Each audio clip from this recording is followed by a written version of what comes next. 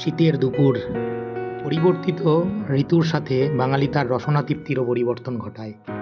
শীত এলেই তাই বাঙালি মজে নলেন গুড়ে। জিরান কাঠের গুড় বা নলেন গুড়, এই নামগুলোর সাথে সবাই কম বেশি পরিচিত।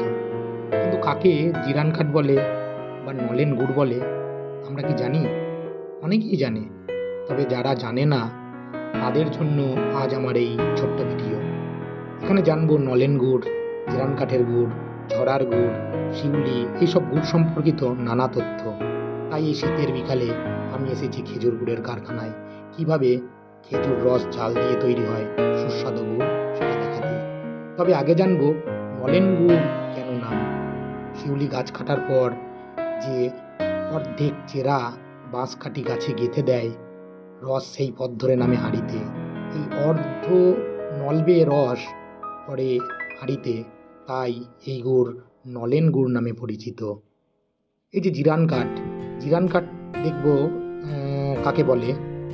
গাছগুলি কয়েকদিন শুকানোর পর, অর্থাৎ বিশ্রাম নেবার পর যে প্রথম রসটা দেয় সেটাই হলো জিরান কাঠ। অর্থাৎ রেস্ট বা বিশ্রামকে আঞ্চলিক ভাষায় জিরান বলা হয়, মানে জিরানো।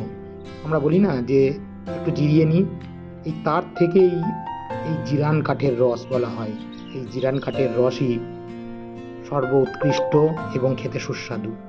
এই জিরান কাঠের পর থেকেই, দুদিন পর থেকেই এই সাদা ফেনার মতন দেখছেন গাছে, মানে এই যে রসটা আমি খেলাম, দেখুন এই গাছটিতে যে সাদা ফেনার মতন হয়ে রয়েছে, অর্থাৎ জিরান কাঠের একদিন পর, মানে দুদিনের থেকেই এই গাছের রসটি এরকম সাদা ফেনার মতন হয়। এটাকেই বলা হয় ঝরার রস। এটাতে একটা সুন্দর মাদকতার গন্ধ থাকে।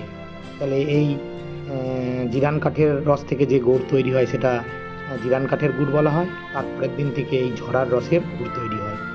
এই রস সকালবেলায় শিউলিরা পেরে নিয়ে আসে। এই যে শিউলির কথা বলছিলাম, এই যে যাকে দেখলেন, এনারা এই গাছ কাটায় অভিজ্ঞ এবং গাছ কিভাবে কেটে রস বার করতে হয় এনারা জানেন, তাই এদের শিউলি বলে। আমিও আজকে এই রস জাল দেওয়া থেকে জিরান কাঠের গুড় নিয়ে এলাম 5 কেজি মতো। আজই এই জিরান কাঠের গুড়টা তৈরি হয়েছে।